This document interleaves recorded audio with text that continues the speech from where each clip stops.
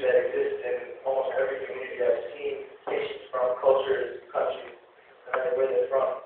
Domestic abuse is a serious issue. So recently I was at an event called Breaking the House. That was called.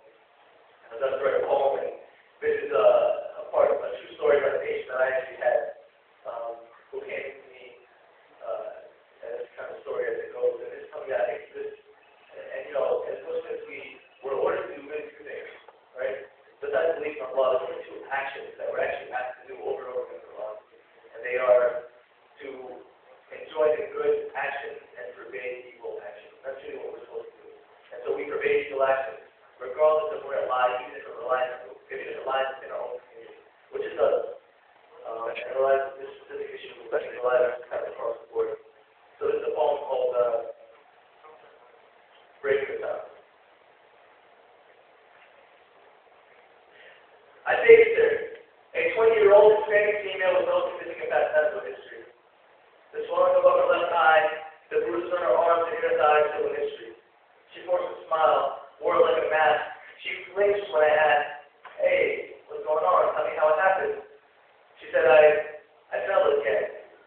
The lie stuck to her cheek like dried blood on broken skin. She tucked in her quivering lip and wrinkled her chin, her eyes filled with tears, begging me to stop asking. I fell down the stairs, slipped right from the top. I believed her. She had fallen far too deep, become a victim of violence, scars to keep. I dug a little more. Who is he? She snapped. You don't understand. He loves me. Sometimes he just gets frustrated. He works really hard and he gets home really late, and she became defensive before I even said another thing. She said she didn't have to deal with this bull crap and told me to stop judging him. I apologized. I realized she needed something for her broken arm.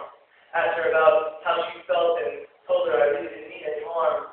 I addressed the wound on her eyebrow, observed the marks of his love for her as much as she would allow. His black and blue fingerprints around her neck and shoulder, brown, purple, and yellow marks, signs of abuse, new and some older. As I scanned her body, saw the hard look on her face. As I moved my hands along her skin and elicited tenderness in every place, I began to hate this man. Curse the name of a man who would get away with this. He who fed on her hurt with his fists, forced himself on her, broke her, and then begged, fooled to the think that opening her heart was the same as opening her legs. I placed a stethoscope to her chest, listened to her broken heartbeat, dreamed of getting the coward in the office, just so we could have a little meet and greet where I would grab him by his sorry throat, hold a scalpel to his teeth, make him cry tears of regret until he promised to give her peace. He who used her innocence against her, stripped her of her dignity. And what scared me most was that what I felt towards her was frustration, not pity. Why don't you just leave him? I pleaded. She said she didn't want to, and without him she didn't feel complete, and she wanted to be with him forever, and no one else cared about her anyway. I said, I do, and I can help you, just let me help you. But she ignored what I say. She lowered her head in shame, too scared to fight fear. She asked if she could leave and said she couldn't stay here. I offered numbers to hotline, addresses to support and safety. She looked at the ink on the paper and said without much severity she would consider it, maybe.